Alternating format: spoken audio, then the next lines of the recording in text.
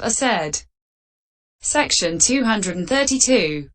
Opening parenthesis. K. Concentrating. Samadahaí. The manner of consciousness. Evenly. Samaí. Placing. Adahanto. The mind evenly putting it on its object by means of the first jhana, and so on.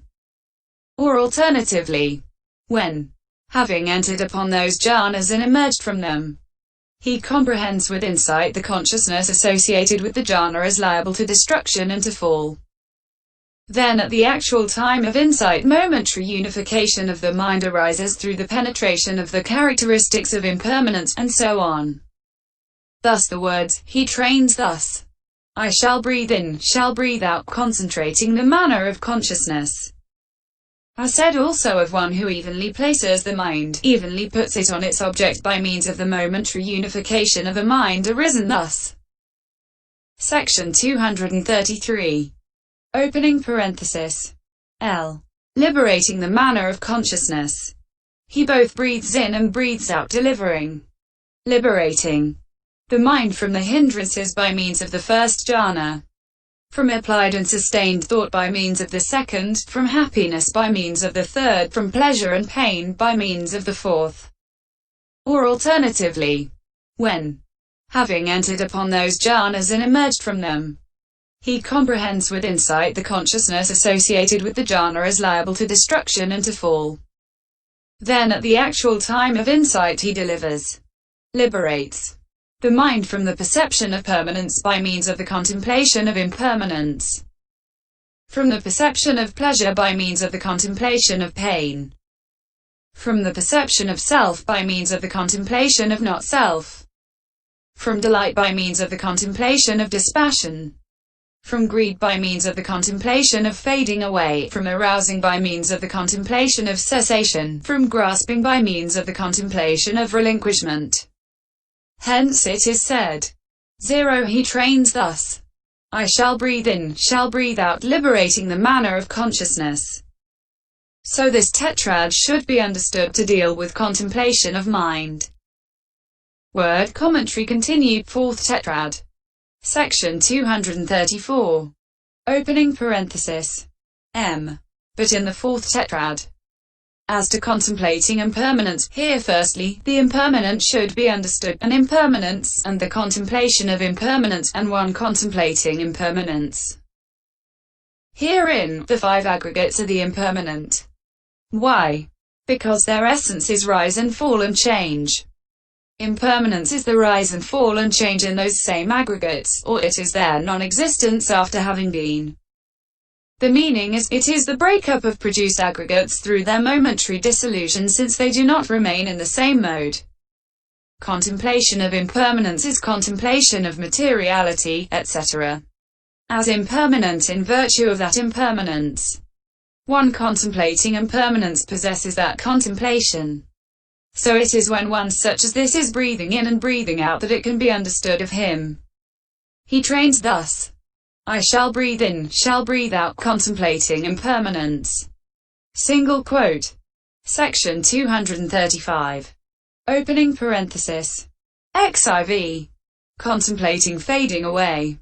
There are two kinds of fading away, that is, fading away as destruction, and absolute fading away. Herein, fading away as destruction is the momentary dissolution of formations. Absolute fading away is nibbana. Contemplation of fading away is insight, and it is the path, which occurs as the seeing of these two. It is when he possesses this twofold contemplation that it can be understood of him. He trains thus, I shall breathe in, shall breathe out, contemplating fading away. Single quote. XV. The same method of explanation applies to the clause, contemplating cessation. Section 236. Opening parenthesis. XVI. Contemplating relinquishment. Relinquishment is of two kinds too, that is to say, relinquishment as giving up, and relinquishment as entering into. Relinquishment itself as a way of contemplation is contemplation of relinquishment.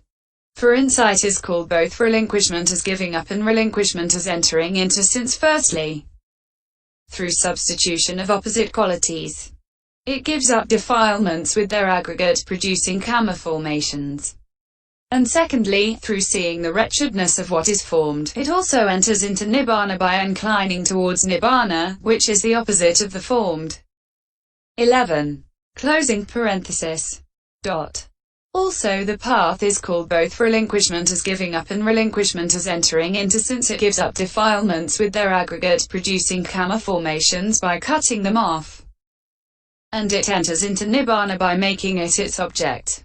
Also both insight and path knowledge are called contemplation, anupassana, because of their re-seeing successively, anupassana, each preceding kind of knowledge. 1. It is when he possesses this twofold contemplation that it can be understood of him. He trains thus. I shall breathe in, shall breathe out, contemplating relinquishment. Single quote. Section 237. This tetrad deals only with pure insight, while the previous 3 deal with serenity and insight. This is how the development of mindfulness of breathing with its 16 bases in 4 tetrads should be understood. Conclusion.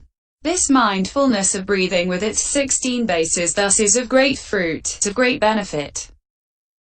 Section 238. Its great beneficialness should be understood here as peacefulness, both because of the words and because this concentration through mindfulness of breathing, when developed and much practiced, is both peaceful and sublime, etc. And because of its ability to cut off applied thoughts. For it is because it is peaceful, sublime, and an unadulterated blissful abiding that it cuts off the mind's running hither and thither with applied thoughts obstructive to concentration, and keeps the mind only on the breaths as object. Hence it is said, mindfulness of breathing should be developed in order to cut off applied thoughts. Section 239. Also its great beneficialness should be understood as the root condition for the perfecting of clear vision and deliverance. For this has been said by the Blessed One. Because mindfulness of breathing, when developed and much practiced, perfects the 4 foundations of mindfulness. The 4 foundations of mindfulness, when developed and much practiced, perfect the 7 enlightenment factors.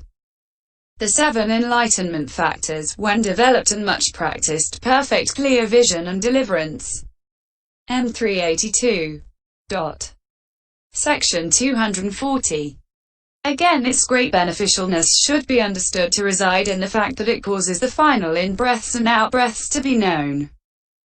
For this is said by the Blessed One.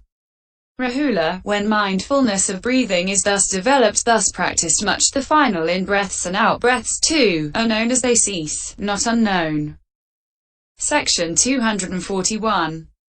Herein, there are 3 kinds of breaths that are final because of cessation, that is to say, final in becoming, final in jhana, and final in death. For, among the various kinds of becoming, existence, in-breaths and out-breaths occur in the sensual sphere becoming, not in the fine material and immaterial kinds of becoming. That is why there are final ones in becoming. In the jhanas they occur in the first 3 but not in the 4th. That is why there are final ones in jhana. Those that arise along with the 16th consciousness preceding the death consciousness to cease together with the death consciousness. They are called final in death. It is these last that are meant here by final. Section 242.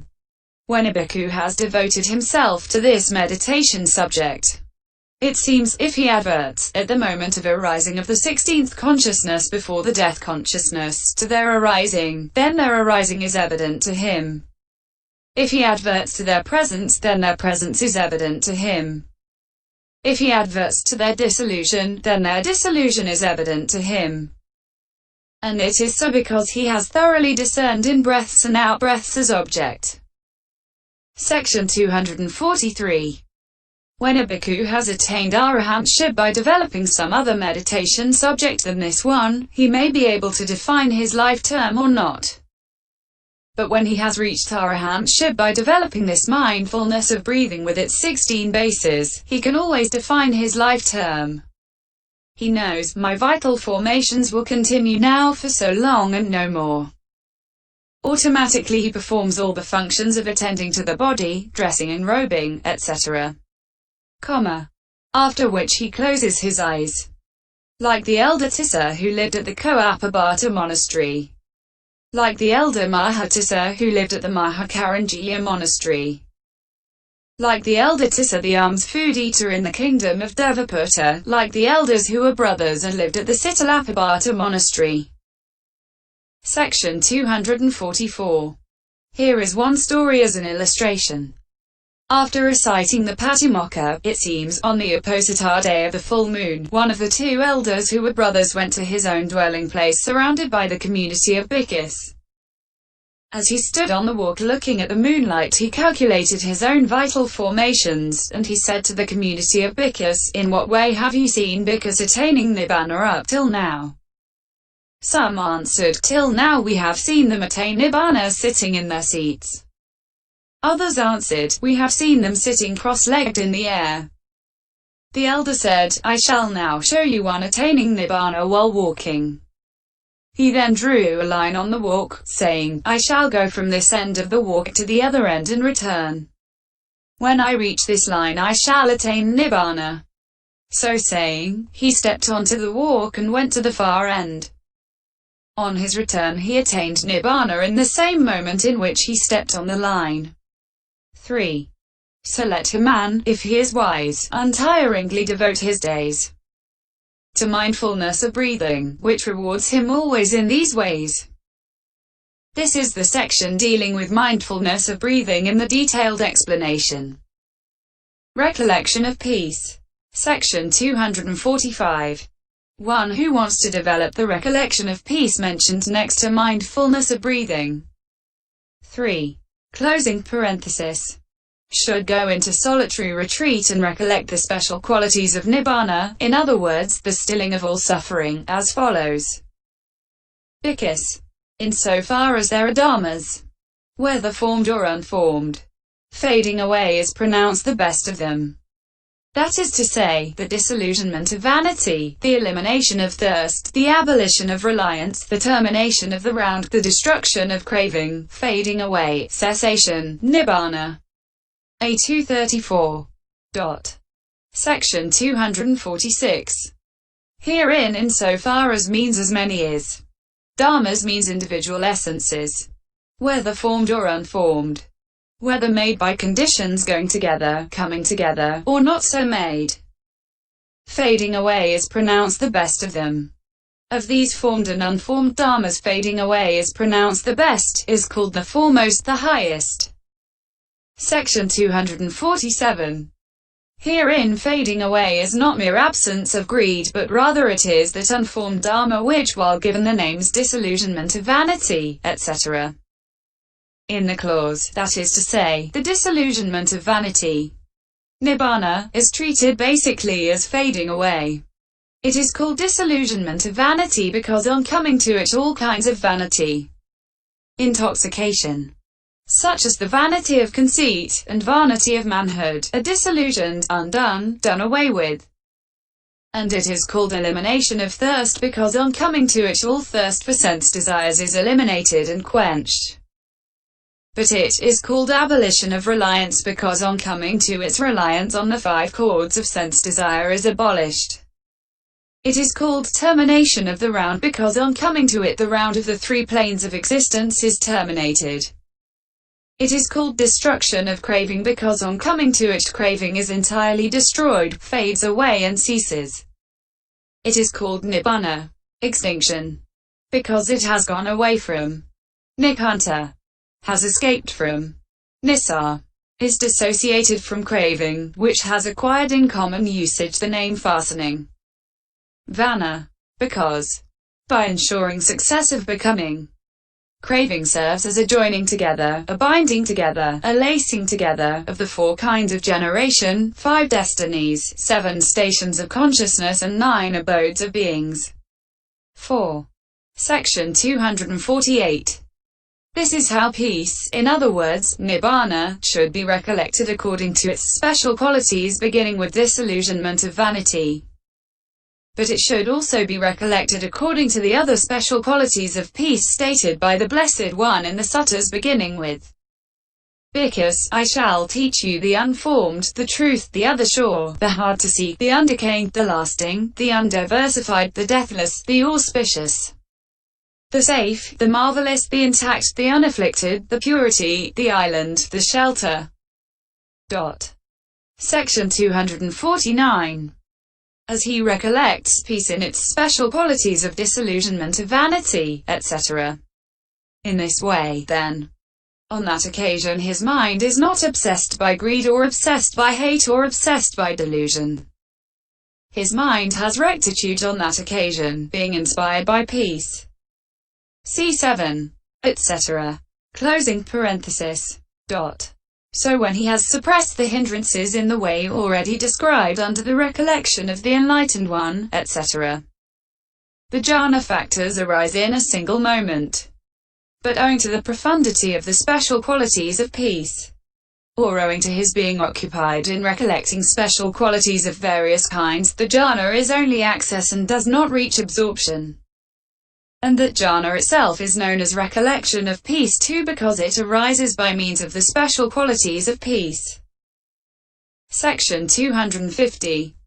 And as in the case of the 6 recollections, this also comes to success only in a noble disciple. Still, though this is so, it can nevertheless also be brought to mind by an ordinary person who values peace.